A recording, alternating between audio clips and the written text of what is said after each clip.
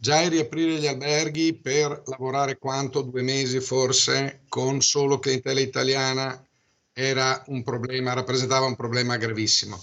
In realtà adesso l'OMS, Organizzazione Mondiale della Sanità, ha dettato delle regole per le riaperture degli alberghi, che se fossero recepite dal nostro governo ci costringerebbero a non aprire. Nonostante l'avvio di una sorta di fase 2, il mondo del turismo veneto fatica a vedere la luce in fondo al tunnel, soprattutto gli alberghi, dove le disposizioni di sicurezza potrebbero essere talmente restrittive da bloccare nei fatti ogni attività. Si immagini di arrivare alla concierge dell'albergo, trovarsi la receptionist con la mascherina, magari anche gli occhiali, i guanti, il cliente a 1 metro dal banco, i camerieri con mascherina e guanti.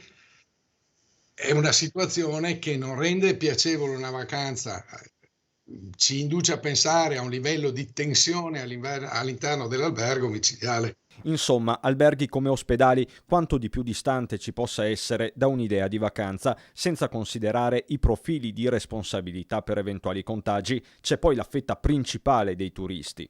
Quando il primo ministro austriaco e la Van der Meide, che tutto sommato è l'ex ministro della difesa tedesco, personaggio di spicco e di rilievo, dicono attenzione, non prenotate a luglio-agosto, l'una, l'altro dice quest'anno le vacanze fatele in Austria, voi capite che no way.